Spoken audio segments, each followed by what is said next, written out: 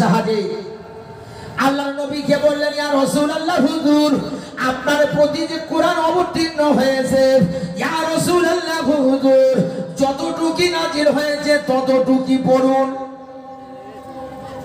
তাহলে জিবরাইল নবী পড়ছে, জিবরাইল শুনছে। এইভাবে এক রমজান যায়, প্রতি রমজানে আসে। কোরআন যখন পরিপূর্ণ হয়ে গেছে, জিবরাইল নবীকে বলছে, ইয়া রাসূলুল্লাহ হুজুর আপনি 30 পারা কোরআন আমাকে পড়িয়ে শোনান। তাহলে নবী 30 পারা কোরআন কাকে শোনাচ্ছে? জিবরাইলকে। জিবরাইল আলাইহিস সালাম বলছেন, ইয়া রাসূলুল্লাহ হুজুর এবার আমি পড়ি, আপনি শুনুন। কি রকম হচ্ছে দুজন নবী আর ফেরেশতা কেমন হচ্ছে? কেন করছে? যে ওই কোরআনের ভিতরে একটা শব্দ যেন না বাদ যায়, ভুল হয়। Not a word or a vowel point has been changed after this time. It is existence at present remained 400 years ago. 1400 বছর আগে কোরআনে যেমন যে জবর পেশ ছিল, এখন সেই অবস্থায় আছে না নেই? আরে 1400 বছর আগে কোরআন বর্তমানে চলতে পারে না? পারে না। এ কোরআন চলছে, জোরে বলো, আরো বলেন চলবে, চলছে। নারায়ে তাকবীর। মজলিসে আওয়াজ নেই কেন? একটু আওয়াজ করুন জোরে। এ কোরআন চলছে, এ কোরআন চলছে। নারায়ে তাকবীর। কোরআন যখন চলছে চলবে, এ জমিনে মুসলমানরা চলছে, থাকছে। নারায়ে তাকবীর। কোরআন যেদিন উঠে যাবে সেদিন আলেমও চলে যাবে। যাবে না? যাবে না। তারপরে কি হবে? কিয়ামত। সুতরাং কোরআনের মানটা আপনি রাখুন। হাত ছেড়ে অনুরোধ করে বলি, ঘর ঘর আপনি কোরআনটা শিখুন, কোরআনের মর্যাদা দিতে শিখুন। বর্তমানে কোরআন প্রযোজ্য কিনা আমি এক এক করে আগিয়ে যাব, চলে কিনা। আপনি দেখবেন পানির ট্যাঙ্কে লেখা থাকে, ওদের ভাষায় লিখে রাখে, জল অপচয় করবেন না। লেখা থাকে না? থাকে না? কোরআনে আছে, ইন্নাল মুবাযযিরিনা কানু ইখওয়ানা শায়াতিন, নিশ্চয়ই অপচয়কারী হলো শয়তানের ভাই। কার ভাই? কোরআনে 1400 বছর আগে এই কোড দিয়ে দিলাম, ইন্নাল মুবাযযিরিনা কানু ইখওয়ানা শায়াতিন। এই আয়াতটা বর্তমানে চলছে না? চলেনি। কেন? আজকের পানির ট্যাঙ্কে লিখে রাখলেন জল অপচয় করবে না। এটা তামাম পৃথিবীতে কোন ধর্মগ্রন্থে পাবে না, পাবে না। আপনি মুসলমানের বাচ্চা যদি কোরআন পড়ে থাকেন আর অর্থ বুঝে থাকেন, আপনি মুসলমানের বাচ্চা বলে দেবেন, ইন্নাল মুবাযযিরিনা কানু ইখওয়ানা শায়াতিন, অপচয়কারী হলো শয়তানের ভাই। এটা আল্লাহর কোরআন আমাদেরকে শিখিয়েছে। তাহলে কোরআন চলতে পারে না? পারে না? কোরআন চলবে। নাম্বার 1, কি করে কোরআন চলতে পারে? 2-4টে কথা আগে গিয়ে ইনশাআল্লাহ বেদ পুরাণ আমি রাখবো। জেনে রাখুন, শুনে রাখুন। হযরত আলী রাদিয়াল্লাহু তাআলা আনুর আমলে একটা মেয়ে ছেলের বেটা ছেলে হলো, আর একটা মেয়ে ছেলের মেয়ে সন্তান হলো। দুজনের দুটো ছেলে ওর মেয়ে। এখন রাতের অন্ধকারে ওনারা ধরেছে কি জানেন? মেয়ে, একটা মেয়ে দাবি, যার মেয়ে হয়েছে সে দাবি করছে যে না আমার ছেলে, আর ও বলে না এ আমার ছেলে। তাহলে মেয়েটা হলো কার? ঘর অন্ধকার। বিচারের ভাত দিল হযরতে আলী রাদিয়াল্লাহু তাআলা আনহুর উপর। বিচারটা করবে কে? আলী করবে। দেখুন আমার রাসূল কি বলেছেন 1400 বছর আগে। আল্লাহর নবী বলেন, আমার উম্মতেরা যদি 4টে জিনিসকে বেশি পছন্দ করবে তখন তাদের পরিণতি ভয়ঙ্কর হবে। আল্লাহর নবী বললেন আমার উম্মতেরা যখন ঘর বাড়ি পালাখানা তৈরি করতে থাকবে, উলামাদেরকে যখন ঘৃণা করা হবে, উলামাদের প্রতি বিদ্বেষ পোষণ করা হবে, আল্লাহর নবী বলেন গরিবদেরকে যখন ঘৃণা করা হবে, ধনী ঘরের ছেলে মেয়েদের বিয়ে দেওয়া হবে, আল্লাহর নবী বললেন ওই সময় তাদের 4 ধরনের বিপদ আসবে। ক ধরনের? 4 ধরনের। 1 নম্বর রাসূলুল্লাহ বলে দিলেন দুর্ভিক্ষ দেখা দেবে। কি দেখা দেবে? অভাব। 2 নম্বর রাসূলুল্লাহ বলে দিলেন সরকারের পক্ষ থেকে অত্যাচার শুরু হবে। সরকারের পক্ষ থেকে অত্যাচার শুরু হয়েছে না হয়নি? হারে হারে তিলে তিলে বুঝতে পারছেন নবীর কথা মিথ্যা না সত্যি। নাম্বার 2, নাম্বার 3 রাসূলুল্লাহ বলে দিলেন বিচারকরা অন্যায়ের বিচার করবে। হচ্ছে না হয়নি? তার প্রমাণ বাবরি মসজিদ। বিচারকরা অন্যায় বিচার করবে না রাসূল বলেছেন। 4 নম্বর রাসূলুল্লাহ বললেন বিধর্মী শত্রুদের অত্যাচার বৃদ্ধি পাবে। হচ্ছে না হয়নি? নবীর কথা মিথ্যা? ই হবে। He is the greatest doctor of the world. He is the greatest surgeon of the world. He is the greatest teacher of the world. He is the greatest prince of the world. He is the greatest husband of the world. He is the greatest teacher of the world. তিনি ছিলেন সবথেকে বড় শিক্ষক, বড় বৈজ্ঞানিক। তার কথা মিথ্যা হতে পারে না। ফিরে আসি আলীর কাছে। হযরতে আলী রাদিয়াল্লাহু তাআলা আনহুর কাছে বিচারের ভাত দিল। এ মেয়েটা বলে আমার ছেলে, ও মেয়েটা বলে আমার ছেলে। এখন মেয়েটা কার হলো? কি বিচার দেবে? কোরআন তার ফয়সালা করবে এই বিচারে। বর্তমান চলতে পারে কিনা তার প্রমাণ নেই। এখন হযরত আলী রাদিয়াল্লাহু তাআলা বলে দিলেন এক কাজ করো, 2 মেয়ের বুকে দুধ নিয়ে এসো, সম পরিমাণ দুধ নিয়ে এসো। ওই দুধটা এনে মাপা হলো, মেপে দেখা গেল একই পরিমাণে দুধ, 2টো সমান পরিমাণে আনলো, ঠিক ওজনে একটা দুধ বেশি একটা দুধ কম। হযরত আলী রাদিয়াল্লাহু তাআলা বিচার করে দিলেন ও মেয়ে ছেলে সবাই, বেটা ছেলের দিকে তোমাদের লক্ষ্য, বেটা ছেলের দিকে তোমাদের লক্ষ্য। রাসূলুল্লাহ নারীর মর্যাদা দিয়েছেন, কন্যাদের মর্যাদা দিয়েছেন, মা হিসাবে মর্যাদা দিয়েছেন। আল্লাহর নবী বললেন যার পরপর 3টি কন্যা আছে, দিনদার চরিত্রবান পরিষ্কার করে যদি বিবাহ দেয়, রাসূলুল্লাহ বলে দিলেন না না না, কিয়ামতের দিনে মুসিবতের দিনেতে ওই মেহের বাপ আর আমি রাসূলুল্লাহ পাশাপাশি থাকবো। জোরে বলো। আর এরা 2জন মেয়ে ছেলে দাবি করলো আমারও মেয়ে না, তাহলে মেয়েটা হলো কার? আলী রাদিয়াল্লাহু তাআলা ফয়সালা করছে এই সম পরিমাণ দুধ এনেছো, এই দুধের ওজনটা যার বেশি তার হবে বেটা ছেলে।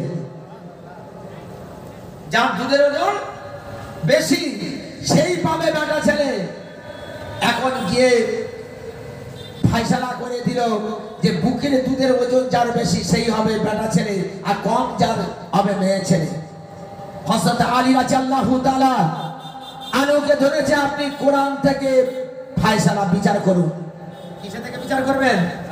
কোরআন থেকে। হযরত আলী রাদিয়াল্লাহু তাআলা কোরআনে আয়াত তুলে দিলেন লিযাকারি মিসলু হাযিল উনসায়াইন, এক পুত্র পাবে 2 কন্যার সমান। 2টো কন্যা যা পাবে একটা ছেলে তাই পাবে। তাহলে বুকের দুধটা যখন ওজনে বেশি হয়েছে, তাহলে পাবে, ছেলেটা পাবে কার? ওই মেয়ে ছেলেটা ছেড়ে দাও, আর এর দাও কন্যা। এই বিচারটা আপনি এখনো করতে পারেন। কোরআন চ্যালেঞ্জ দিয়েছে, 1400 বছর আগে কোরআন চ্যালেঞ্জ ছুড়ে দিয়েছে।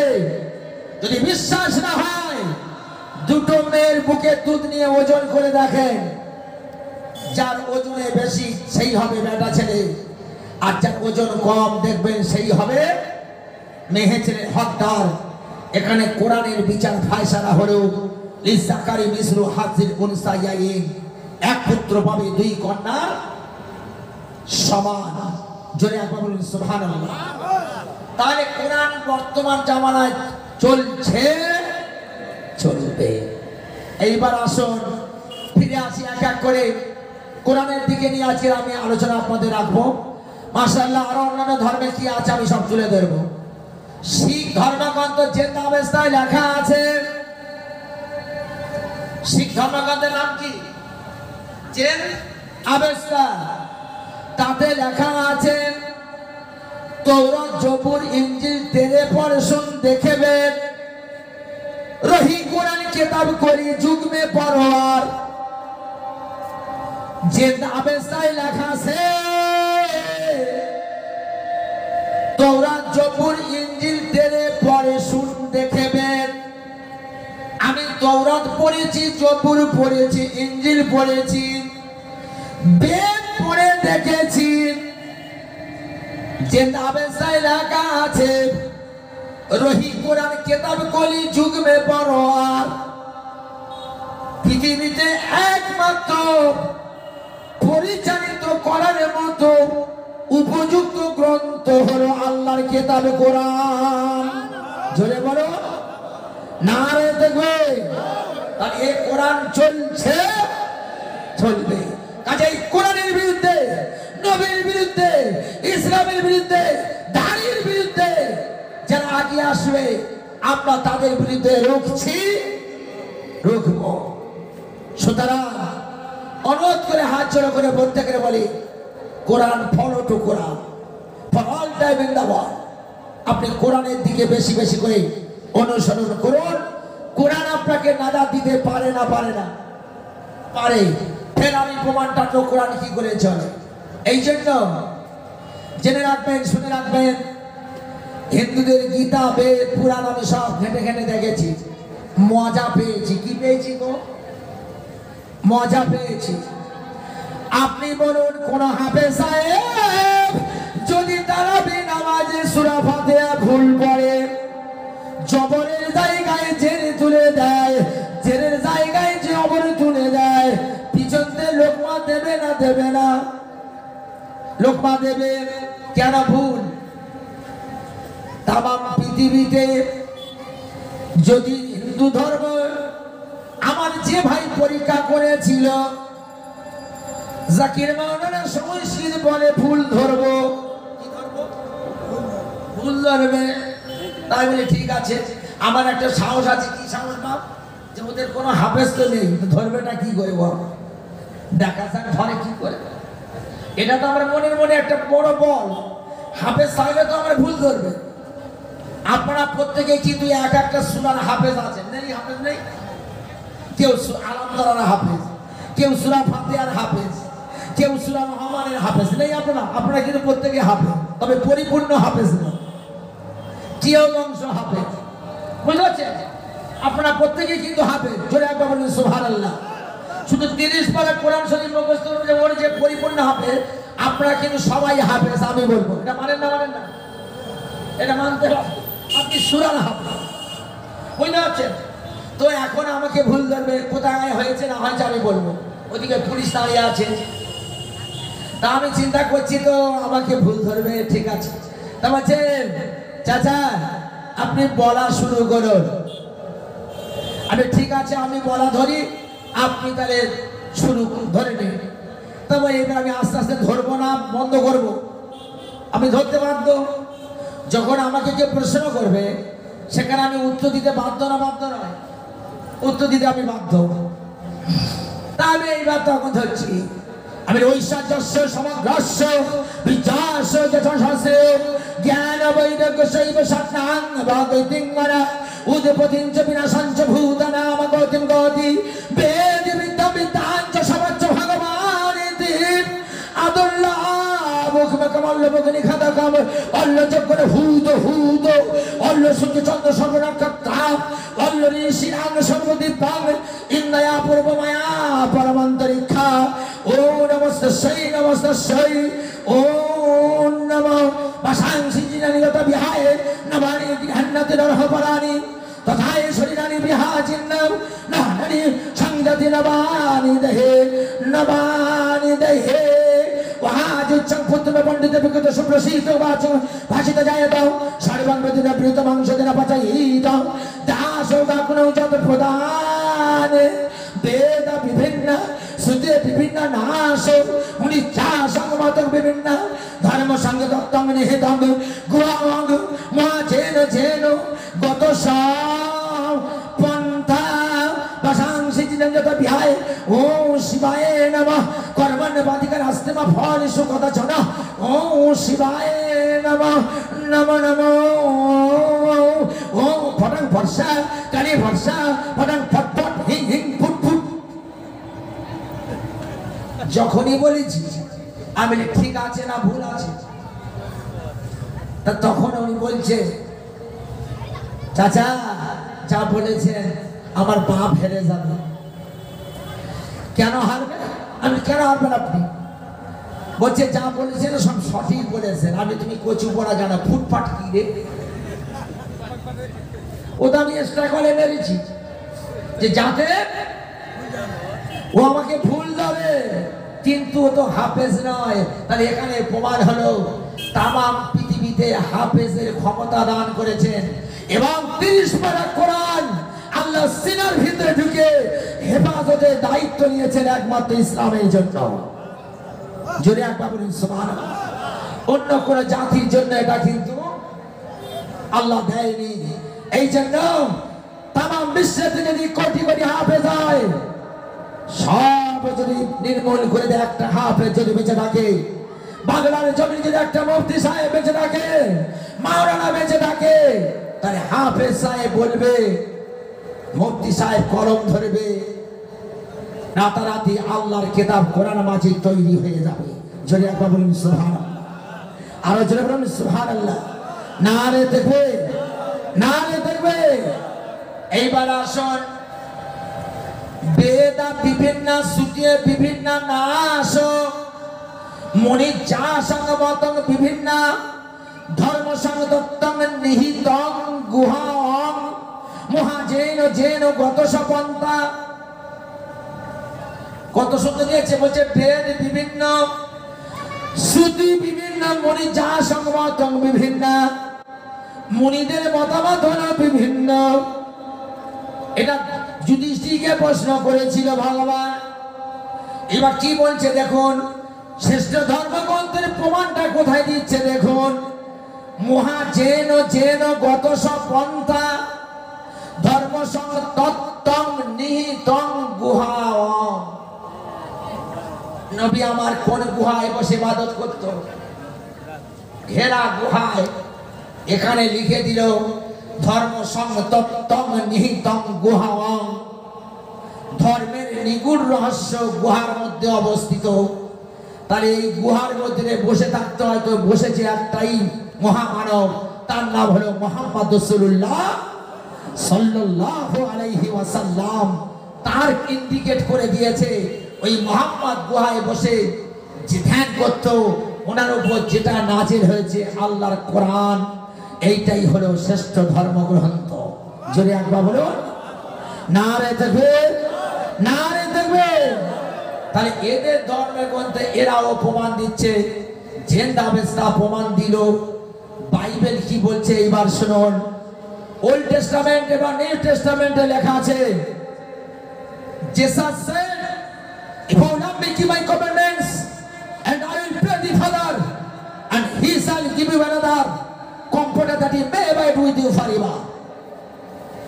Jesus তখন তার সাথীগণ বলেছিল, এই একজন মহামানব আসবে, তার নাম হচ্ছে কম্পিউটার। বলছে আমি জানবো কি করে সেই মহামানবের মেয়ে কোন জায়গায় আসবে, বলে সব তোমরা বুঝতে পারবে আমার পরে তার আগমন হবে। তার নাম কি হবে? তখন যেসব সাথীরা বলল, ও বুঝতে পেরেছি, মোহাম্মদ। বাইবেলে, হিব্রু বাইবেলে শেষ কথা লেখা আছে, O Mohammad, come quickly for the salvation of the world. O Mohammad, come quickly, Mohammad তাড়াতাড়ি আসেন, for the salvation of the world. মুক্তির জন্য আপনি তাড়াতাড়ি জমিনেতে আসুন। জোরে একবার বলুন সুবহানাল্লাহ। তাহলে কাকে ডাকছে? আমার রাসূলুল্লাহকে। জোরে বলুন একবার সুবহানাল্লাহ। আর সেই নবীর উপর কোরআন নাজিল হয়েছে না হয়নি? এই নবীর উপর কোরআন নাজিল হয়েছে। এখানে যেখানে কোরআন সেখানে সম্মান, যেখানে কোরআন নেই সেখানে মুসলমান থাকতে পারে না। সুতরাং কোরআনবিহীন ঘর হলো ভূতের বাসা। নবী রাসূলুল্লাহ সাল্লাল্লাহু আলাইহি ওয়াসাল্লাম, ইন্নাল্লাযী লাইসা ফি জাওফ মিন ফি শাইউন মিনাল কোরআন বাইতুল কোরআন, যার দেহের ভিতরে কোরআনের কোনো অংশ নেই সেটা হলো ভূতের বাসা। সুতরাং আমি আপনাদের হাত জোড়ে অনুরোধ করে বলে যাচ্ছি, কোরআন বর্তমান জামানায় চলতে পারে না, পারে না। দুটো পয়েন্ট। 3 নম্বর আসুন, যে রোগটা উঠল করোনা, কি না? আমাদের বাংলার জমিনেতে বলে দিল, সারা বিশ্ববাসীকে বলল শুধু হাত ধো। কি দিতে বলল? আবার স্যানিটাইজার নিতে বলল। আপনার পয়সা থাকে কিনবেন না, পয়সা থাকে খালি ঘন ঘন হাত ধো। আপনি বলুন, হাত ধোয়ার ইতিহাস কোরআনে আছে না নেই? আছে না নেই? বর্তমানে কোরআন চলতে পারে না, পারে না, বিচার করুন। আপনারাই বিচার করবেন। কোরআন চলছে, চলবে। কি দিয়েছে আমাদের হাত ধুতে? কোরআন তার ইন্ডিকেট করেছে। কি আছে দেখুন, ওয়াল্লাহু তাআলা ইয়া আইয়ুহাল্লাযীনা আমানু ইযা কুমতুম ইলাস সালাত ফাগসিলু উযুহাকুম ওয়া আইদিয়াকুম ইলাল মারাফিকি ওয়ামসাহু বিরুসিকুম ওয়া আরজুলাকুম ইলাল কাবাইন। ইয়া আইয়ুহাল্লাযীনা আমানু ইযা কুমতুম ইলাস সালাত, হে ঈমানদারেরা, তোমরা যখন নামাজের জন্য প্রস্তুতি নাও কি করতে হবে আল্লাহ শিখিয়ে দিচ্ছেন। ফাগসিলু উযুহাকুম ওয়া আইদিয়াকুম ইলাল মারাফিকি, তোমরা ওযু করো, ধুয়ে নাও মুখমণ্ডল। কি ধুইতে বললো? মুখ। তারপরে বললো হাত, তারপরে বললো মাথা মাসা করো, তারপরে বললো পা ধুয়ে নাও। আমি আপনাদের বলবো, hand washing is being emphasized more and more in hospital now in order to prevent the spread of germs. However, non-Muslim did not know that hand washing is important, has been honored. That Quran Majid 400 years ago. ইংরেজি বলছি, কিছু মনে করছেন? করবেন না, প্রয়োজন আছে না নেই? আছে। Education is the backbone of nation. শিক্ষা হলো জাতির সব ভাষা আপনি শেখে। হাত ধোয়ার ইতিহাস বাংলার জমিতে মুসলমানদের শেখাতে হয় না। মুসলমানদের 1400 বছর আগে আল্লাহর কোরআন শিখিয়ে দিয়েছে। জোরে বলুন সুবহানাল্লাহ। কে শিখিয়ে দিয়েছে? আমি কি ভুল বললাম? কোরআনে আছে না নেই? হে ঈমানদারেরা, তোমরা নামাজের জন্য যখন প্রস্তুতি নাও তখন তোমরা মুখমণ্ডল ধোও। এইবার কায়দাটা দেখো। আমি চিন্তা করি বাংলার মানুষেরা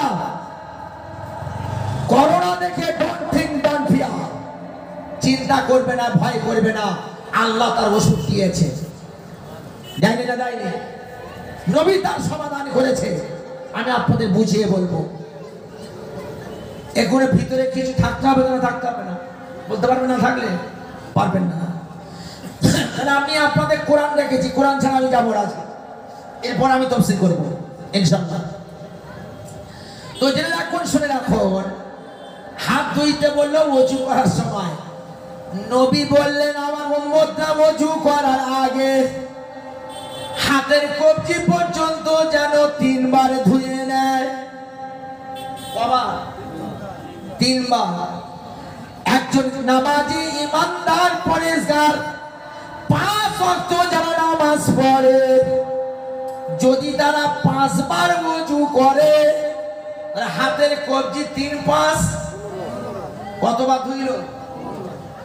একটা হিসেব নিয়ে নিন। শুধু কবজিটা ধোয়া হলো কবার? 15 বার, যদি সে নামাজি হয়। আর 5 বার ওযু করে, 3 5 15। এবার 5 বার যদি ওযু করে, এখান থেকে এই পর্যন্ত সম্পূর্ণটা ফের 3 বার করে ধোয়। 3 5 কত? 15। 15 আর 15 কত হলো? 30। একটা হিসেব নিন।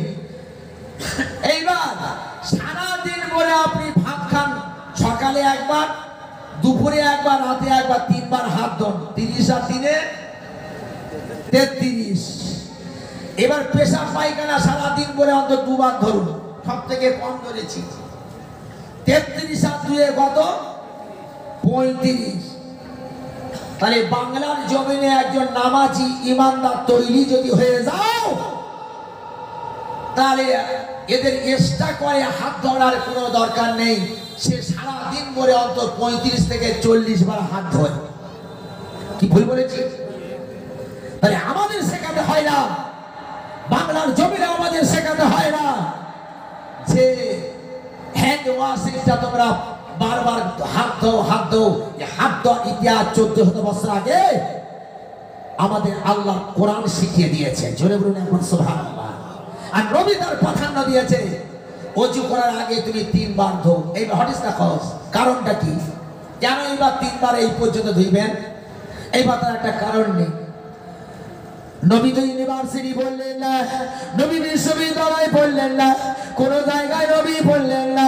ওই নবী রাসূলুল্লাহ বলে দিলেন, আমার উম্মত ওযু করার আগে হাতের কবজি পর্যন্ত যেন 3 বার ধুয়ে নেয়। এরা ডাক্তাররা রিসার্চ করে করে বই লিখে দিল। মুহাম্মদ ইউনিভার্সিটি না পড়ে, বিশ্ববিদ্যালয় না পড়ে, এমন তো সুন্দর তথ্য পরিবেশন করলো কি করে? সারাদিন পর আপনি কাজকর্ম করেন, হাতে জীবাণু থাকতে পারে না? পারে না? যদি ডাইরেক্ট আপনি ওযু করেন, হাতে করে পানি নিয়ে গালে দেন, তাহলে ওই রোগ জীবাণু গালের ভিতরে প্রথম প্রবেশ করবে। নবী সিদ্ধান্ত নিলেন, আমার উম্মতদের কবজিটা পর্যন্ত 3 বার আগে ধুয়ে নিলে জীবাণুটা হাত থেকে চলে যাবে। তারপরে ওযু করো, তাহলে আর কোনো রোগ জীবাণু শরীরের মধ্যে প্রবেশ করতে পারবে না। কথা বুঝতে পারছেন? তাহলে হাত ধোয়ার ইতিহাস, করোনার ইতিহাস আমি বলবো আল্লাহর কোরআনে মওজুদ আছে। 1 নম্বর। নাম্বার 1। নাম্বার 2, এবার আসো, আমাদের গরুরা আগে মুখোশ পরত, সেই মুখোশ এখন কোথায় এসেছে? মানুষের মুখে এসেছে। আরো বাকি আছে, এখন অনেক বাকি, সবে তো মুখে উঠেছে। আচ্ছা, আমাদের মাস্ক এমএসকে মাস্ক আমাদের আল্লাহ দিয়েছে না দেয়নি? একদম উত্তর দেবেন। আপনি বুঝতে পারছেন না?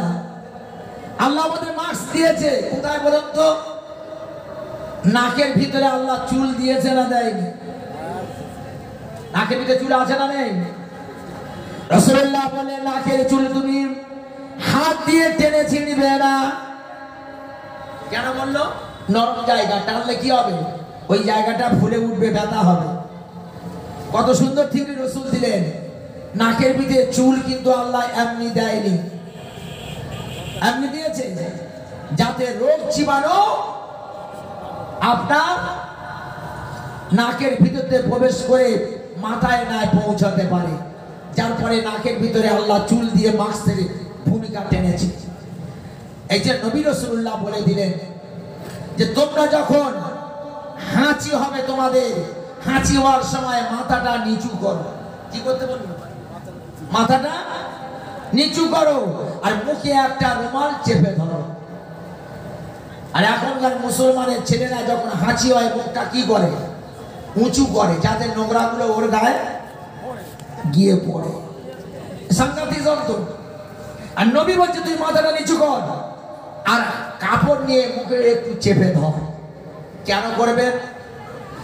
সারা পৃথিবী অবাক হয়ে যায়। He is the great doctor of the world. He is the greatest scientific of the world. সারা পৃথিবীতে ইনি হলেন বড় বৈজ্ঞানিক, বড় বৈজ্ঞানিক। নবী বললেন নাকের ভিতর থেকে যে ড্রপলেটস গুলো, পানির কণাগুলো আসে, ওর ভিতরে রোগ জীবাণু আছে। মাথাটা যখন নিচু করে হাঁচি হবে, ওই রোগ জীবাণুটা পৃথিবীর বুকে ছড়িয়ে যেতে পারবে না, এক জায়গায় স্থির হয়ে যাবে।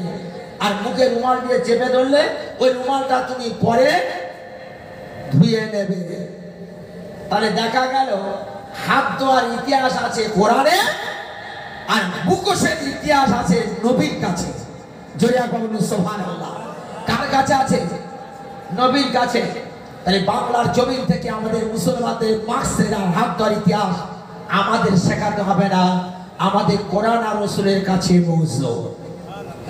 এই জন্য আল্লাহ নবী বললেন তারাকতু ফিকুম আমরাইনি লাম তাযিল্লু মা তামাসসাকতুম বিহিমা কিতাবুল্লাহ ওয়া সুন্নাতু রাসূলিহি। I have left two things among you, and you will not stay as long as you hold them fast. One is the book of Allah, the other the laws of Muhammad sallallahu alaihi wasallam. আল্লাহ নবী বললেন আমি তোমাদের জন্য দুটো জিনিস রেখে যাচ্ছি। কটা জিনিস? দুটো জিনিস। এই দুটো জিনিস যদি তোমরা শক্ত করে ধরে থাকতে পারো, তোমরা জিন্দেগি কোনোদিন গোমরাহ হবে না। আল্লাহ নবী বললেন একটা হলো কিতাবুল্লাহ, আল্লাহর কিতাব, আর একটা হলো রাসূলের সুন্নাহ। জোরে একবার বলুন সুবহানাল্লাহ। ফের হাদিস কি বলছে শুনুন। وقال عليه الصلاة والسلام من أكل طيبا وعمل في سنة وعمل الناس بوائقه دخل الجنة। রাসূলুল্লাহ বলে দিলেন মান আকালা তাইয়্যিবা ওয়া আমিলা ফি সুন্নাহ, যে পবিত্র খাবার খেলো, খাদ্য খেলো, সুন্নতের উপর আমল করলো, ওয়া বাওয়াইকাহু আমিনান নাস বাওয়াইকাহু দাখালাল জান্নাহ, আর যার হাত থেকে মানুষ নিরাপদ রইল, আল্লাহর নবী বলেন দাখালাল জান্নাহ, ওই মানুষটা জান্নাতে দাখিল হয়ে যাবে। জোরে বলো। তাই আল্লাহর মহব্বতের আলামত কি? আল্লাহর মহব্বতের আলামত হলো কোরআনকে মহব্বত করা, আর কোরআনের মহব্বতের আলামত হলো নবীকে মহব্বত করা, আর নবীর মহব্বতের আলামত হলো নবীর সুন্নতের উপর মহব্বত করা। মানে দুটো জিনিস রাখে হলো। আল্লাহর মহব্বত করতে গেলে কোন জিনিস ধরবেন?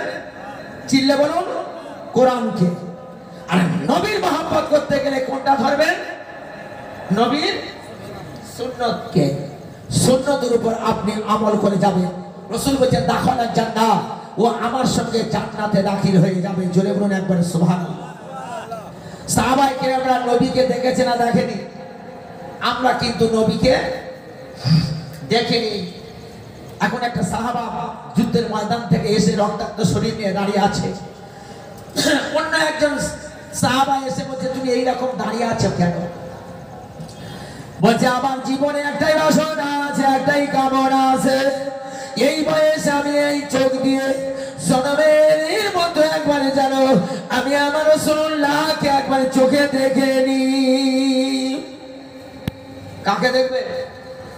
আমার নবীকে দেখবে। তো বলছে ঠিক আছে তুমি আমার কাঁধে করে একটু নাও, নিয়ে আমার নবীর কাছে একটু নিয়ে চলো। রাসূলের কাছে এইবার নিয়ে যাবে, কাঁধে করে নিয়ে নবীর কাছে নিয়ে যাচ্ছে। বলছে তুমি তাড়াতাড়ি চলো। বলছে কেন? বলছে তাড়াতাড়ি এই জন্য বলছি যদি আমার রাস্তায় মরণ হয়ে যায় আমি চোখ দিয়ে নবীকে দেখতে পাবো না, আমি নবীকে দেখতে পাবো না। কবরে যখন যাব ফেরেশতা যখন প্রশ্ন করবে কি এনেছো, আমি তখন বলবো রে আল্লাহর ফেরেশতা আমি কিছু আনতে পারিনি।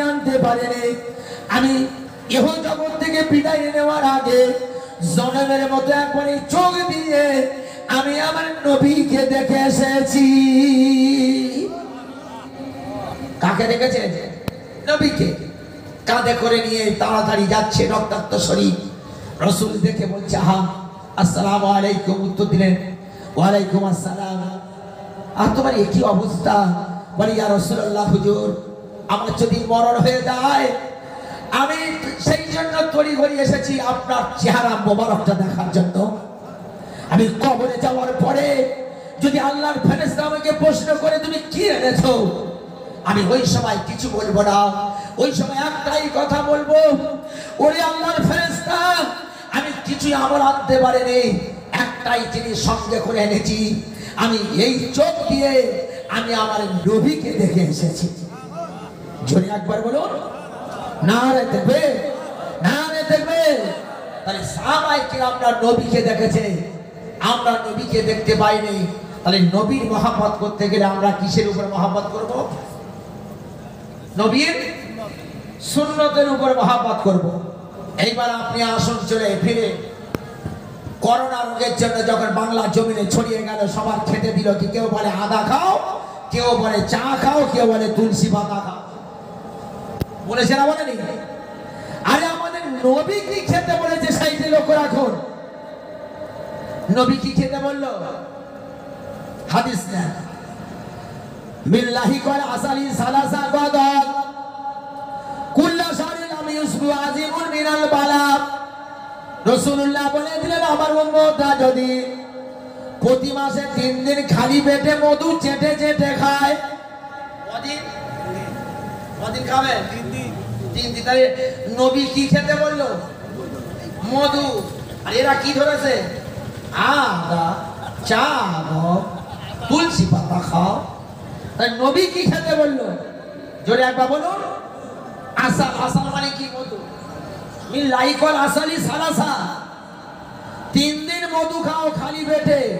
আযীমুন মিনাল বালা, আযীম মানে কি? বড় বড় ধরনের বালা তোমাদের আসবে না। জোরে একবার বলুন সুবহানাল্লাহ। এটা হাদিস না, আবার মৌখিক কথা বলে না। এই বাংলার জমিনে মুসলমানরা চা খাবে, রসগোল্লা খাবে, দানাদার খাবে, মহা খাবে, কিন্তু মধু খাবে না। তাই নবী খেতে বললো মধু, আজীবন মিনাল বালা, বড় ধরনের বালা আসবে না।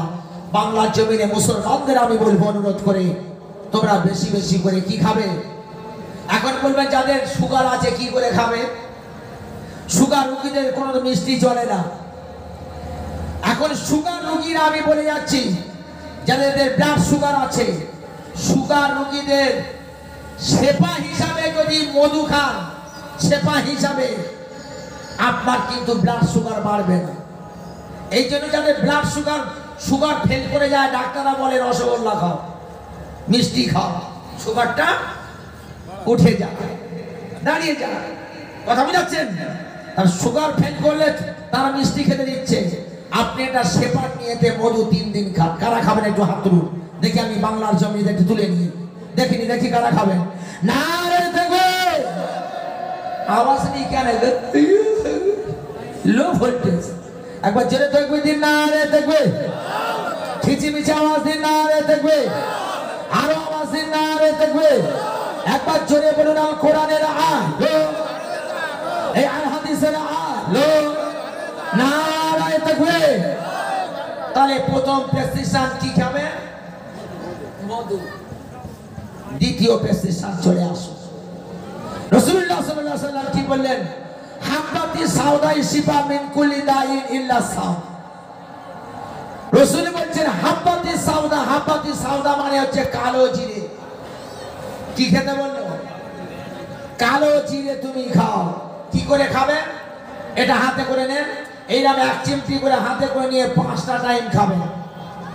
মরার আগের দিন পর্যন্ত খেয়ে যান। নবী বললেন হাব্বাতি সাউদাই মিন কুল্লি দাইন ইল্লা সাম, মরণ ব্যতীত সব রোগের ঔষধ হলো কালো জিরে। জোরে বলুন একবার। তাহলে এই করোনা রোগটা যেটা এসেছে, তার এর ভিতরে পড়ছে না, পড়ে না। আপনি মধু আর কালো জিরে 2 সাইডে রেখে দিন, ইনশাআল্লাহ রাখবেন তো। কারা কালো জিরে খাবেন একটু হাত তুলুন দেখি। বাহ, নারে থাকবে, নারে থাকবে। আচ্ছা, হাত তুলে নিচ্ছি কেন বুঝতে পারছেন তো? যাতে আপনি আমল করতে পারেন, যাতে আপনি মেনে চলতে পারেন, আপনার সুবিধা হবে, ভালো হবে। তাহলে এখানে আদা চা খানা আমি নিষেধ করবো না, কিন্তু রাসূল যেটা খেতে বলেছে সেইটা আপনাদের খাওয়া উচিত না মনে উচিত? উচিত। তাহলে আমি আজ থেকে 10 বছর আগে ক্যাসেটে বের করে দিয়েছিলাম যে এমন একটা রোগ আসবে, সেই রোগে ডাক্তার রোগ সারাতে গেলে ডাক্তার নিজেই রোগী হয়ে যাবে। এবছর করোনাতে হয়েছে না হয়নি? 10 বছর আগে আমি ক্যাসেট বের করে দিয়েছি, আসলে 21 বছর জলসা করছি, কত বক্তা সব চলে গেল। আল্লাহ টিকিয়ে রেখেছে আপনাদের নেক দোয়ায়। তো জেনে রাখুন, শুনে রাখুন, এক্সাম্পল একটা বাচ্চা সে আল্লাহর কাছে দোয়া করছে, আল্লাহ আমি মা বাপ বেঁচে আছে, বেঁচে থাকার জন্য আল্লাহ আমি নদীতে জাল ফেলতে গেলে একটা মাছের টুকরো আর সোনা দিও, একটা মাছ দিও আর একটু সোনার টুকরো দিও। এর নিয়তটা ভালো না খারাপ? ভালো। মা বাপের খাবে, মা বাপের লক্ষ্য রাখবে, এটা ভালো নিয়ত। এই যে রাসূল বললেন, মান বাবরা ওয়ালিদাহি তুবা লাহু জাদাল্লাহু ফি উমরি, যে ব্যক্তি মা বাপের খেদমত করলো আল্লাহ ওর হায়াত এবং রুচিকে বাড়িয়ে দেবেন। জোরে বলো সুবহানাল্লাহ। এই জন যুবক ছেলে যারা ওয়াজ শুনতে গেছেন, একটা হাদিস পকেটে করে নিয়ে মা বাপ থাকার সেবা যত্ন করুন। দুটো জিনিস কপাল খুলে যাবে, একটা হলো হায়াত আর একটা হলো আপনার রুচি। রাসূল বলেছেন, এটা মান বাবরা ওয়ালিদাহি তুবা লাহু জাদাল্লাহু ফি উমরি, আল্লাহ ওর হায়াত এবং রুজিকে আল্লাহ বাড়িয়ে দেবেন। জোরে আর বলুন সুবহানাল্লাহ। সুতরাং মা বাপের খেদমত করুন। এ এখন মা বাপের খাওয়াবে বলে ঠিক করেছেন, জালটা নিয়ে নদীতে ফেলতে যায়। আল্লাহ বাচ্চার দোয়াকে কবুল করে নিল, নিয়ে এইবার জানের সঙ্গে একটা মাছ দিল আর সোনার টুকরো দিয়ে দিল। ছেলেটা বড় খুশি খুশি খুশি, আল্লাহ যা চেয়েছিলাম তা পেয়ে গেলাম। আল্লাহ তুমি সোনার টুকরো দিয়েছো, মাছ দিয়েছো। এইবার সোনার টুকরোটা হাতে করে নিয়ে আলাদা করে গিয়ে নদীর পানিতে ধুইতে যায়। আর ধুইতে ধুইতে নদীর পানি পড়ে যায়। আর যখন নদীর পানি পড়ে গেল, ও তখন ধরেছে, আল্লাহ তুই দিলি আর তুলে নিলি, তুই আমার সোনার টুকরো দিলি আর তুই তুলে নিলি, কি দোষ করলো কে? ও নিজেই দোষ করলো। আর দোষ দিচ্ছে কার? আল্লাহ। আল্লাহ তুই দিলি আর তুলে নিলি। চিন্তা করে বলছে, না কেন আমি ধুইতে এলাম, না ধুইলে তো ভালো হতো। ও এবার ধরেছে, ধোয়ার চেয়ে না ধোয়া ভালো ছিল, ধোয়ার চেয়ে না ধোয়া ভালো ছিল। কি চেষ্টা করছে? ধোয়ার চেয়ে না ধোয়া ভালো ছিল। ডাক্তারের কাছে গিয়ে যাবে না এখন। এইবার কাঁধে করে জালটা নিয়ে বাড়িতে গিয়েছে। দরজায় গিয়ে বলছে, মা মা দরজাখানা খুলে দেন। মা দরজাখানা খুলে দিল। খুলে দিয়ে এবার বাচ্চার মুখের দিকে তাকায়। বাচ্চাটাকে বলছে, বাবা তোর মুখটা এত শুকনো কেন, তো কি হয়েছে? তখন ছেলেটা বলছে, মা রে মা, ধোয়ার চেয়ে না ধোয়া ভালো ছিল, ধোয়ার চেয়ে না ধোয়া ভালো ছিল। মা তখন বলছে, ও আল্লাহ আমার ছেলে গেল ভালো, হয়ে এলো কালো। স্বামীকে বলছে, স্বামী তাড়াতাড়ি আসেন, ডাক্তারের কাছে চলে যান। কার কাছে? এখন ডাক্তারের কাছে গিয়ে বলছে, ডাক্তার বাবু তাড়াতাড়ি চলে আসেন, ছেলে বড় অসুস্থ। ডাক্তার এসে ছেলেকে জিজ্ঞেস করছেন, বাবা তোমার কি হয়েছে? ছেলে এইবার বলছে, ডাক্তার বাবু ধোয়ার চেয়ে না ধোয়া ভালো ছিল। ডাক্তার বলছে, ও আল্লাহ এ কি পিয়ারা রোগ রে। ও বলছে, মারি এবার কি? ধোয়ার চেয়ে না ধোয়া ভালো ছিল, আবার কি রোগ, কি ওষুধ মারবে? ও এখন চিন্তা করছে, এসেছি যখন ফিরে যাব, পয়সা তো দরকার। যখন মৌলভী সাহেব আমাদের কাছে পয়সা না থাকার জন্য কেউ তদবিরের জন্য আসে, তাবিজের জন্য, তখন গলা কাটি না 5,000 1 টাকা, 3,000 1 টাকা। এই ডাক্তার তখন ধরেছে 3,000 টাকা দিলে রোগটা সেরে যাবে। মেয়েটা বলে, ডাক্তার বাবু বড় গরিব, গরিবের মর্যাদা আল্লাহ দিয়েছেন, ধনীদের মর্যাদা কিন্তু আল্লাহ তেমনটি দেয়নি, গরিবের মর্যাদা দিয়েছে। রাসূলুল্লাহ বললেন, ধনীদের চাইতে গরিবরা 500 বছর আগে জান্নাতে যাবে। ও ডাক্তার বাবু আমি বড় গরিব, 1,000 টাকা দেব, 2,000 টাকা বাকি থাকবে, রোগ সেরে গেলে তবে দেব। ডাক্তার চিন্তা করছে, এসেছি যখন ফিরে যাব, যা পাই তাই না, 1000 টাকা নিয়ে এইবার চলে গেল। মা এসে জিজ্ঞেস করছে, ও বাবা ছেলে তোমার কি হয়েছে ঠিক করে বলো না বাবা। বলছে মাহারে নদীতে জাল ফেলতে গিয়েছিলাম, মাছ আল্লাহ দিয়েছিল, সোনার টুকরো দিয়েছিল, ও মা সোনার টুকরোটা নদীর পানিতে ধুইতে ধুইতে মাহারে নদীর পানিতে পড়ে যায়, আরে পেলাম না। মা তখন বলছে, ও আল্লাহ তুই শোন ছেলে, তুই আমার কেন শোনাতে গেলি বাপ?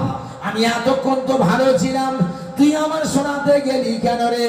মা এইবার ধরেছে, শোনানোর থেকে না শোনানো ভালো ছিল, শোনানোর থেকে না শোনানো ভালো ছিল। ওর হলো কি ধোয়াচ্ছে, আর এর হলো কি শোনানোর থেকে না শোনানো ভালো ছিল। এখন স্বামী এসে বলছে, ও আল্লাহ একটা ছিল দুটো হলো। কটা ছিল? একটা ছিল দুটো হলো। ডাক্তার বাবুর কাছে গিয়ে বলছে, ডাক্তার বাবু তাড়াতাড়ি চলে আসেন, একটা ছিল দুটো হলো।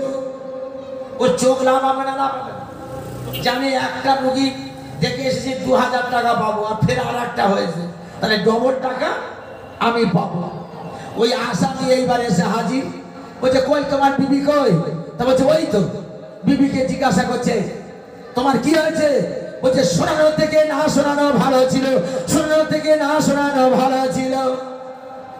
ডাক্তার বলছে, ও আল্লাহ এ কি আবার বিয়ারার রোগ রে, এর কি ওষুধ মারি?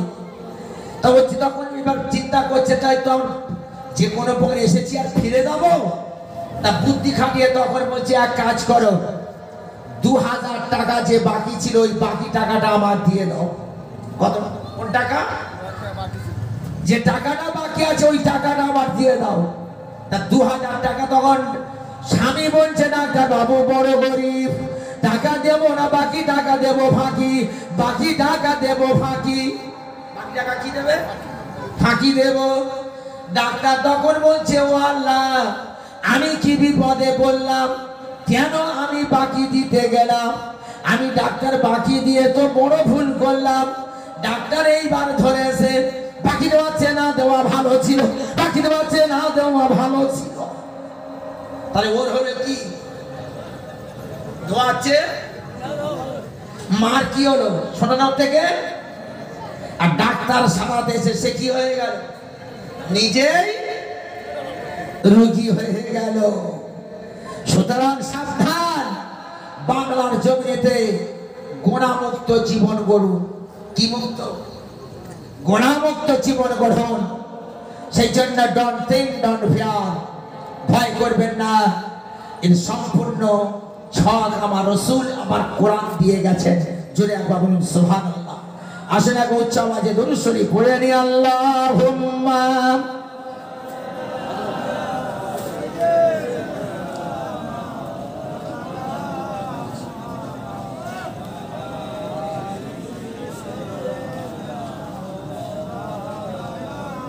একবার জোরে জোরে পড়ে নিন, লা ইলাহা ইল্লাল্লাহ, লা ইলাহা ইল্লাল্লাহ, মুহাম্মাদুর রাসূলুল্লাহ সাল্লাল্লাহু আলাইহি ওয়াসাল্লাম। আল্লাহুম্মা সাল্লি আলা মাওলানা মুহাম্মদ ওয়া আলা আলি। আমার শোনার চার দুটো প্রেসক্রিপশন হলো, একটা দিলাম মধু, আরেকটা দেওয়া হলো কালো জিরে। 3 নম্বর রাসূলুল্লাহর প্রেসক্রিপশন নেন, খায়রুদ দাওয়াইল কোরআন, উত্তম চিকিৎসা হলো কোরআন। জোরে বলুন সুবহানাল্লাহ। কোনটা পড়বেন? কোনটা পড়বেন? খায়রুদ দাওয়াইল কোরআন, উত্তম চিকিৎসা হলো কোরআন। ওয়া নুনাজ্জিলু মিনাল কোরআনি মা হুয়া শিফাউ ওয়া রাহমাতুল লিল আমিন। কোরআনে আছে মুমিনদের জন্য কোরআন রহমত ও শিফা। এজন্য আমি বাংলার জমিনে ইমানদার তৈরি হন, বাংলার জমিন থেকে মুমিন তৈরি হন, বাংলার জমিন থেকে আল্লাহ ওয়ালা তৈরি হন, তাহলে দেখবেন এ ব্যাধি এরও আপনার কিছু করতে পারবে না। তাহলে 3 নম্বর হলো খায়রুদ দাওয়াইল কোরআন। 4 নম্বর আসুন, রাসূল বলেছেন ইন্না ফি সালাতি শিফা, নামাজের মধ্যে আরোগ্য আছে। কিসের মধ্যে? নামাজের মধ্যে আরোগ্য আছে। এইরকম কয়েকটা ছক আজকে আপনাদের দিয়ে যাব। আর এই বাংলার জমিনে এমন একটা জেলখানা আছে, যে জেলখানাতে একটা প্রেসিডেন্ট 21 বছর জেল খেটে ওই জেলখানার ভিতর থেকে পরিপূর্ণ 30 পারা কোরআনের হাফেজ হয়ে বেরিয়েছে। প্রেসিডেন্টের নাম কি বলতে পারবেন? আছেন কেউ? 21 বছর প্রেসিডেন্টটা জেল খেটেছে। 1 বছর নয়, জেলখানার ভিতরে বসে কাঁদে, আল্লাহ আমি কিছু চাই না, কবরে আমি যাব আল্লাহ, আমি প্রেসিডেন্ট জেলখানায় রয়েছি আল্লাহ, আমি শুধু পড়তে চাই, দেখতে চাই, এই চোখ বন্ধ হয়ে যাওয়ার আগে তোমার কালামুল্লাহ শোনাবে।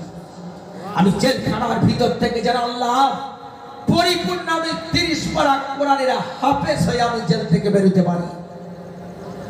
21 বছর জেলের ভিতরে থেকে আজকের বাংলার জমিন থেকে তিনি প্রমাণ দিয়ে গেলেন। জেলের ভিতরে 21টা বছর জেল খেটে একটা তোহফা এনেছি, সেটা হলো আল্লাহর কোরআন। সুতরাং সেই প্রেসিডেন্টটার নাম আমি আপনাদের বলবো, ঘটনা শুনলে আপনি অবাক হয়ে যাবেন। আমি আপনাদের বলতে চাই, শোনাচ্ছা বাংলার জমিনে মসজিদ মাদ্রাসার উপর আমাদের হামলা চালানোর জন্য লোক তৈরি হয়ে গেছে না যায়নি? সুতরাং এই কালো হাতকে আমাদের ভেঙে দেওয়া দরকার আছে না নেই? যত আওয়াজ তুলবে মসজিদ মাদ্রাসা ব্যান, আমি আপনাদের বলবো ঘর ঘর মসজিদ মাদ্রাসা তৈরি করুন। আপনারা মিলেমিশে এক হয়ে থাকুন, কোরআনের ছায়ায় আপনারা ছায়ান্বিত হয়ে থাকুন। সেই মাদ্রাসা এখানে একটা হয়েছে, জান্নাতের বাগান আমি বলবো, শিক্ষার বাগান, বিদ্যুৎ কারখানা। এই কারখানা থেকে হাফেজ তৈরি হবে, এই কারখানা থেকে মাওলানা তৈরি হবে। আজ বাংলার জমিনে আজ অন্য শক্তি চাচ্ছে যে কারখানাটাকে ব্যান করে দেওয়া। তারাই বলে স্বাধীনতা সংগ্রামে মাদ্রাসা নাকি পতাকা তোলা হয় না। আমি বলবো বাংলার জমিনে একটা মাদ্রাসা দেখান, যে মাদ্রাসায় 15ই আগস্ট স্বাধীনতা সংগ্রামে আমাদের পতাকা তোলা হয় না। প্রতি মাদ্রাসায় আমাদের পতাকা তোলে ওঠে না। একটাই জিনিস সেখানে বন্ধ দেবেন, আপনারা মুখ বন্ধ রাখবেন, সেটা হলো বন্দের মাতরম আপনি বলবেন না। আপনি পতাকা উত্তোলন করবেন নারায়ে তাকবীর, যদি নারায়ে তাকবীর, আপনি বন্দের মাতরম, বন্দে মানে বন্দিগি করো, মাতরম মায়ের বন্দিগি করো। মুসলমান কার বন্দিগি করে? ইয়্যাকা না'বুদু ওয়া ইয়্যাকা নাস্তাঈন, सिर्फ तेरी ही इबादत करते हैं और सिर्फ तुझी से मदद चाहते हैं। Do you worship and think and you seek in the world? আমরা তোমার ইবাদত করি, তোমার কাছে আমরা সাহায্য চাই। সুতরাং এই বাংলার জমিতে আমি বলবো, এই যে একটা মাদ্রাসা, বিদ্যুৎ কারখানা আছে, এটা আমাদের লক্ষ্য রাখা উচিত না অনুচিত? এই মাদ্রাসায় ফুলের বাগান, এই মাদ্রাসা থেকে বাচ্চাগুলো আমি বলবো ফুলের চারা, এই চারাদেরকে লক্ষ্য রাখুন, মাদ্রাসায় লক্ষ্য রাখুন। লক্ষ্য রাখা উচিত না অনুচিত? সেই জন্য শর্টে বলবো, এই মাদ্রাসার জন্য কোন ভাই আছেন 5,000 টাকা দেবেন? একটু হাত তুলুন দেখি। 5,000 টাকা, 1 person give 5,000 for madrasa। কোন ভাই আছেন 5,000 টাকা দেবেন? আপনি 1 মাস 2 মাস 3 মাস ধরে দিন। কি আছেন একটু বলুন যে আমি 5,000 টাকা দেবো ইনশাআল্লাহ। প্রাণ খুলে মন খুলে আমি নিয়ে যাব। এই দোয়া করে এখন চৈত্র মাস পর্যন্ত জলসা আছে, আপনাদের জন্য একটু হাত তুলব। কি আছে বলুন যে 5,000 টাকা দেবেন? কি আছে? একটা ভাই অন্ত দেখবো, প্রাণ খুলে বলুন যে আমি 5,000 টাকা দেবো ইনশাআল্লাহ। কি আছে? একটা ভাই কি উঠতে পারবেন না যে আমি 5,000 টাকা 1 মাস 2 মাস ধরে দেবো ইনশাআল্লাহ? আপনাদের নিয়ে একটু দোয়ায় আমি বসবো। আসুন দেখি কোন ভাই আছেন 5,000 টাকা দেবেন। আল্লাহ এই বিদ্যুৎ কারখানা, এই মাদ্রাসার জন্য এখানে হাফেজ পাগড়ি পাবে, হাফেজ তৈরি হবে, মাওলানা তৈরি হবে, এটা আপনাদের বুক ভরা আনন্দ। সেই জন্য কি আছে বলুন যে ইনশাআল্লাহ আমি 5,000 টাকা দেবো, কি আছে? আমি নেমে আসবো, তারপরে বড় থেকে ছোট আসবো। আমি একটা ভাই অন্ত বলুন যে আমি 5,000 টাকা দেবো ইনশাআল্লাহ। একটা ভাই কি হবে না? বুকের পাটা কারণ নেই যে একটা ভাই আমি 5,000 টাকা দেবো ইনশাআল্লাহ। টাকা চাইলে ফাঁকা হবেন না। 5,000 টাকা কি আছেন বলুন যে এই বিদ্যুৎ কারখানার জন্য, শিক্ষা কেন্দ্রের জন্য, তালিম ইলমের জন্য, মাদ্রাসার জন্য আমি 5,000 টাকা দেবো ইনশাআল্লাহ। কি আছেন একটু হাত তুলুন দেখি। একটা ভাই অন্তত নামটা লেখান, আমি খুশি হব যে আল্লাহর বান্দা এত রাত পর্যন্ত বসে অন্তত 5,000 টাকা দেওয়ার জন্য ওয়াদা করেছে। কোন সোনার চাঁদ আছেন বলুন? 5,000 টাকা একটা নামটা লিখে দিন। আর সাকি ও হাবিবুল্লাহ দানকারী হলো আল্লাহর প্রিয় পাত্র। আসুন, কি আছেন বলুন যে আমি 5,000 টাকা দেবো ইনশাআল্লাহ। একটু দাবি, আপনাদের দাবি রাখছে, একটু তাড়াতাড়ি বলুন একটু। 5,000 টাকা কে আছেন? একটা ভাই অন্ত হয়ে টাচ করুন যে আমি 5,000 টাকা দেবো ইনশাআল্লাহ। 1 মাস, 2 মাস, 3 মাস ধরে দেবো। অল্প অল্প করে দেন। যদি মনে করেন যে একসঙ্গে আমি দিতে পারবো না, তো ইনশাআল্লাহ আমি 5,000 টাকা দেবো। এমন কি ভাই আছেন? একটু হাত কেনা তুলুন দেখি। 5,000 টাকা, 5,000 টাকা, একটা ভাই 1%। তাহলে আপনার কি চালে মাদ্রাসা চলবে না? 5,000 টাকা আপনাদের দানে, তো আপনাদের টাকায়, সহযোগিতার দোয়ায় এ মাদ্রাসা চলবে। কাজে একটা ভাই একটু বলুন যে আমি 5,000 টাকা দেবো ইনশাআল্লাহ। কি আছে? একটা ভাই, একটা কোন থেকে উঠুন না, যুবক ভাই, বৃদ্ধা ভাই, ধনী ভাই, একটু উঠুন যে আমি 5,000 টাকা দেবো ইনশাআল্লাহ। একটু ওয়াদা করুন দেখি কি আছে। 5 থেকে আমি ধরেছি আমি আপনাদের। 5 ওয়াক্ত নামাজ, 5টা কলেমা, হাত আমল 5টা, 5-এর একটা বরকত আলাদা আছে, সেজন্য 5 থেকে আমি ধরেছি। আপনি বলুন কি আছেন এমন ভাই যে 5,000 টাকা এই মাদ্রাসার জন্য আপনি দেবেন? একটা ভাই কি হবে না যে 5,000 টাকা ইনশাআল্লাহ দেব? একটা ভাই কি লেখাতে পারবেন না? আমি জয়নগর পাতপুকুর মাদ্রাসায় জলসা করলাম, 5 লক্ষ টাকা তুলে দিচ্ছি, জিজ্ঞেস করবেন। আল্লাহ যেন তাদের দান খুলে দিয়েছে। আর আপনারা এই মাদ্রাসার জন্য তাহলে কি এটা কি বন্ধ থাকবে যে 5,000 টাকা আপনি দিতে পারবেন না? যে 5,000 টাকা দেবো ইনশাআল্লাহ। আপনি 5,000 একটা উঠবেন শিওর। চিন্তা করুন একটু। আপনি বলেন 1,000 কোটি টাকা খেয়ে দেবেন এই মাদ্রাসার জন্য, 1,000 টাকা। একটু নামটা বলুন। আমি 5 রেখেছি, 1 আর 5 বেজোড় ধরেছি। আল্লাহু বিত্রনি হুব্বুল বেতে, আল্লাহ বেজোড় বেজোড়কে পছন্দ করে। এই জন্য 1 আর 5 মাঝখানে গুলোবো। এই জন্য 1,000 টাকা খেয়ে দেবেন। একটা ভাই বলুন যে আমি 1,000 টাকা এই মাদ্রাসার জন্য ইনশাআল্লাহ দেব। কে আছে বলুন? একটু নামটা একটু লিখে দিন যে আমি 1,000 টাকা দেবো ইনশাআল্লাহ। কে আছে বলুন? তাড়াতাড়ি একটু বলুন বাবা মা যে 1,000 টাকা আমি মাদ্রাসার জন্য দেবো ইনশাআল্লাহ। কি নাম? কত টাকা? আরে ফরজ ভাই কোথায় বাঁচিল? 1,000 টাকা দেবে বলে ওয়াদা করিল। এ দোয়া করি তাদের জনে করছে যারা দান, তাদের ক্ষমা করো আল্লাহ, তুমি রহমান। আল্লাহ পাক আমার যে ভাই সাহেব 1,000 টাকা দেওয়া ওয়াদা করলো, আল্লাহ পাক দানকে কবুল করুন, হায়াতকে দারাজ করে দেবেন আল্লাহ, বিবি বাচ্চা হায়াতে দারাজ করবেন আল্লাহ, সংসারে সুখময় করে দেবেন আল্লাহ, চাষে ব্যবসায় বরকত দেবেন আল্লাহ। দাতাদের দানকে কবুল করে নি আল্লাহ, ওদের জাহে মাকসাদকে পূর্ণ করে দেবেন। চলে আল্লাহুম্মা আমিন। নারে তাকবীর, নারে তাকবীর। 1,000 টাকা 2 নম্বরে কে আছে বলুন? 1,000 টাকা 2 নম্বর বলুন। অত ইলাহি বক্স। আরে ইলাহি বক্স কোথায় বাঁচিল? 1,000 টাকা দেবে বলে ওয়াদা করিল। আল্লাহ আমার ইলাহি বক্স দানকে কবুল করুন, হায়াতকে দারাজ করবেন আল্লাহ, বিবি বাচ্চা হায়াতে দারাজ করবেন আল্লাহ, সংসারে সুখময় করে দেবেন আল্লাহ, দিদারে কাবা, দিদারে মদিনা নসিব করবেন। জন্য আল্লাহুম্মা আমিন। নারে তাকবীর, নারে তাকবীর। 2 নম্বর হলো। 3 নম্বরে বলেন কি আছেন 1,000 টাকা দেবেন? একটা নাম বলুন তাড়াতাড়ি। 1000 টাকা। কি নাম?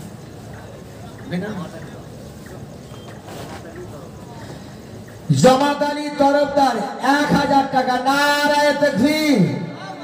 আরে জামাত আলী তরফদার কোথায় আমার ছিল? আর 1000 টাকা নগদ নিয়ে তাড়াতাড়ি দিল। এ দোয়া করি তাদের তরে করছে যারা দান, তাদের ক্ষমা করো আল্লাহ, তুমি রহমান। আল্লাহ জামাত আলী তরফদারের দানকে কবুল করুন, হায়াতে দারাজ করে দেবেন আল্লাহ, বিবি বাচ্চা হায়াতে দারাজ করবেন আল্লাহ, নামাজি পরেশগার মুত্তাকিন বানিয়ে দেবেন আল্লাহ, দিদারে কাবা দিদারে মদিনা নসিব করবেন জোরে আল্লাহুম্মা আমিন। নারে তাকবীর, নারে তাকবীর। 2 নম্বর হয়ে গেল। 3 নম্বরে কি আছে বলুন? 1000 টাকা দেবেন। টাকা চাইলে ফাঁকা হবেন না, একটু বসুন। টাকা চাইলে ফাঁকা হবেন, দোয়া করুন যে আল্লাহ আমি দিতে পারছি না, অপরকে দেওয়ার মতো সুযোগ করে দাও। মনে মনে দোয়া করুন। সবাই যে টাকা দেবে তার কোনো মানে নেই। 2 নম্বর হয়ে গেল। 3 নম্বরে কি আছে বলুন? 1000 টাকা দেবেন। একটু তাড়াতাড়ি আসেন। কি নাম? কি নাম? আরে আব্দুল সাত্তার গাজী কোথায় আবার ছিল? 1000 টাকা দেবে বলে ওয়াদা করিল। আল্লাহ আমার সাত্তার গাজী দানকে কবুল করুন, হায়াতে দারাজ করে দেবেন আল্লাহ, বিবি বাচ্চা হায়াতে দারাজ করবেন আল্লাহ, সংসারে সুখময় করে দেবেন আল্লাহ, নামাজি পরেশগার মুত্তাকিন বানিয়ে দেবেন আল্লাহ, চাষে ব্যবসায় বরকত দেবেন আল্লাহ। যত দান করছে আল্লাহ, দাদাদের দানকে আল্লাহ কবুল করে নিন জোরে আল্লাহুম্মা আমিন। নারায়ে তাকবীর। 3 নম্বর হয়ে গেল। 4 নম্বরে কি আছে বলুন? আশারায়ে মুবাশশারা 10 জন ছিল। আমার 10টা সোনার চাঁদ একটু উঠুন। 4 নম্বরে বলুন যে 1000 টাকা দেবো ইনশাআল্লাহ। কি আছে ভাই? বুকের পাটা করুন যে আমি 4 নম্বরে 1000 টাকা দেবো ইনশাআল্লাহ। একটু হাত বাড়ান। 4 নম্বরে কি আছেন একটু তাড়াতাড়ি বলুন যে আমি 1000 টাকা দেবো ইনশাআল্লাহ। একটু তাড়াতাড়ি বলুন। 1000 টাকা দিতে পারবেন না? 1 মাস 2 মাস ধরে অল্প অল্প করে দেন না। এটা বিদ্যুৎ কারখানা, এখানে সাপ্লাই হবে, হাফেজ তৈরি হবে, কোরআনের হাফেজ তৈরি হবে, মাওলানা তৈরি হবে, মুফতি তৈরি হবে। এত সুন্দর একটা মাদ্রাসা, সবার একটু লক্ষ্য রাখা উচিত। সেই জন্য আমি বলবো আপনাদের বিবেক দিয়ে বিবেকের উপর একটু আঘাত দিন, বিবেকের উপর একটু হাত মারুন যে বিবেক কি বলে সাড়া দেয়, সেইটা একটু চিন্তা করে একটু বলুন যে বিদ্যুৎ কারখানায় আমি 1000 টাকা দেবো ইনশাআল্লাহ। 4 নম্বরে কি আছে বলুন? একটা সোনার চাঁদ বলুন যে আমি 1000 টাকা দেবো। একটু নামটা লিখে দিন। আমি খুশি হব আপনাদের দাঁড়িয়ে মাদ্রাসা চলবে, আপনাদের দোয়ায় মাদ্রাসা চলবে। সুতরাং দোয়া এবং টাকা দুটোই দরকার আপনাদের কাছ থেকে। দোয়া দেবেন, টাকাও একটু দিন। কি আছেন বলুন ভাই আমার? 4 নম্বরে 1000 টাকা দেবেন। একটু নামটা লিখে দিন। ডান দিক বাম দিক থেকে একটু উঠুন। আমি আপনাদের অনুরোধ করে বলে যাচ্ছি, 1টা করে 1000 টাকা 10টা ভাই আমার দেন। আমি আর আপনাদের বিরক্ত করবো না। 10টা সোনার টুকরো হোক। আশারায়ে মুবাশশারা 10 জন ছিল। এই 10টা সোনার চাঁদের জন্য আজ আপনি উঠুন। 10 জন ভাই একটু উঠুন। 4 নম্বরে না 3 নম্বরে মনে হয় 4 নম্বরে মাশাআল্লাহ 4 নম্বরে 1000 টাকা কি আছে বলুন? 1 মাস 2 মাস 3 মাস ধরে অল্প অল্প করে দিন। আমি আপনাদের বেশি দাবি করিনি যে আপনি এখনই টাকা দেন, তা না যে থাকে দিয়ে দেন, আর না থাকে আপনি একটু ওয়াদা করে যান যে আমি 1 মাস ধরে ইনশাআল্লাহ এই মাদ্রাসার জন্য দিয়ে দেবো। কেউ আছেন কি একটু বলুন তাড়াতাড়ি? যে প্রেসিডেন্ট আজকে 21 বছর জেল খাটলো, লক্ষ টাকার মালিক, সেই প্রেসিডেন্টের টাকা অর্থ সম্পদ সব বিকিয়ে দিয়ে জেলের ভিতর থেকে কোরআনের হাফেজ হয়ে বেরিয়ে এলেন। সেই প্রেসিডেন্টের নাম আমি আপনাদের শোনাবো। আর এমন একটা জেলখানা আছে যে জেলখানা থেকে প্রতি বছর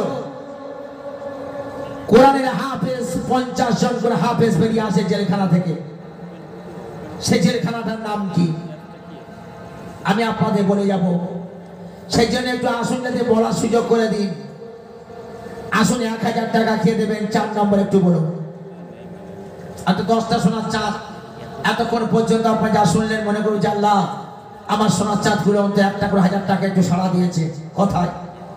সেই জন্য 1000 টাকা একটু বলুন 4 নম্বরে কোন ভাই আছেন? ইনশাআল্লাহ হয়তো হয়ে যাবে। চিন্তা করছে দেবো কি দেবো না, ইনশাআল্লাহ হবে। তাড়াতাড়ি আসুন।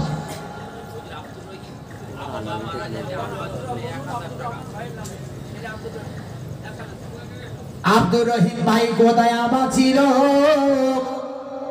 1000 টাকা আব্বা নামে দেবে বলে ওয়াদা করিল।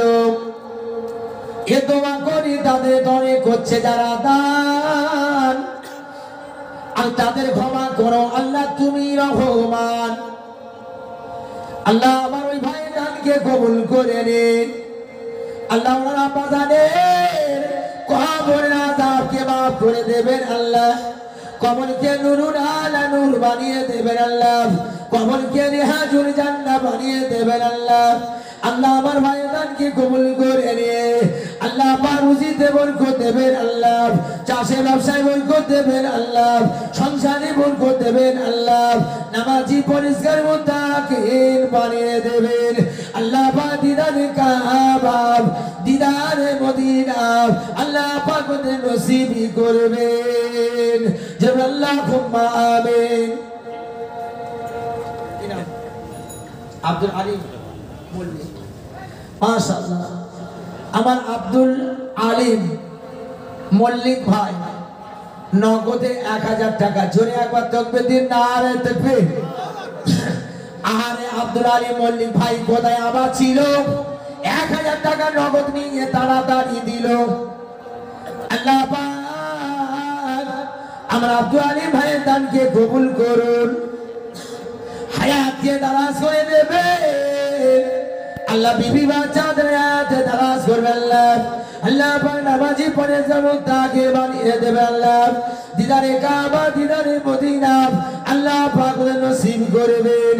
এ দানের সব আল্লাহ ওদের মিতি আত্মীয় স্বজন যারা কবরে আছে আল্লাহ এ সব আল্লাহ কবরে পৌঁছে দেবেন। আল্লাহুম্মা আমিন। 4 হলো। 5 নম্বরে কে আছে বলুন? 5 আছে। ও নগদে 2 নিয়ে 6 ভাই, বাস আর 4টে ভাই অন্ত বলুন। 7 নম্বরে কে আছে বলুন? 1000 টাকা ইনশাআল্লাহ দেব। 7 নম্বরে হয়ে গেছে। আমি মনে করবো আপনারা যারা বসেছেন মন গরিব হতে পারে কিন্তু অন্তরটা বড় ধনী। সুতরাং 7 নম্বরে কে আছে বলুন? আমার দুটো বলার সুযোগ করে দিন। 2-1টা কথা বলে আপনাদের কাছে বিদায় নেব। প্রেসিডেন্টের নাম কি আমরা আপনাদের জানিয়ে দেব। কেন তিনি আজকের জেলখানার ভিতরে কোরআনকে ধরল, কোরআনকে বেছে নিল কেন? আমি আপনাদের 7 নম্বরে কে আছে বলুন? যে আমি 1000 টাকা দেব ইনশাআল্লাহ। হয়ে যাবে। ডান দিক বাম দিক থেকে একটু আওয়াজ তুলুন যে আমি 1000 টাকা আমি 7 নম্বরে দেব। 4 আর 2 6 হয়ে গেছে, 7 আসবে। 4টে সোনার চাঁদ হয়ে গেলে আমি মনে করবো যে আল্লাহ এতক্ষণ পর্যন্ত আমার 10টা সোনার টুকরো 1টা করে 1000 টাকা সাড়া দিয়েছে। কি আছে বলুন? এমন একটা সোনার চাঁদ 1000 টাকা আপনি 1 মাস 15 বা 20 দিন বা 2 মাস ধরে আপনি অল্প অল্প করে দেবেন। এমন একটা সোনার চাঁদ 7 নম্বরে উঠুন। আর যদি মনে করেন যে আমি নগদে দেবো ইনশাআল্লাহ, তবে একটু বেড়ে আসো। আল্লাহ কোরআন দিয়েছে। কত টাকা আছে? 520 কি না? রাকিবুল মোল্লা। আরে রাকিবুল মোল্লা কোথায় আবার ছিল? 2টো কোরআন আর 520 টাকা নগদ নিয়ে তাড়াতাড়ি দিল। আল্লাহ বাদানকে কবুল করুন। নিচে রাখুন। আল্লাহ 520 টাকা নিয়ে আল্লাহ বারাকি ভাই রাখতে পারেন। আল্লাহ নগদে দান করে গেল। আল্লাহ বাদানকে কবুল করুন, হায়াতে দারাজ করবেন আল্লাহ। বিবি বাচ্চাদের হায়াতে দারাজ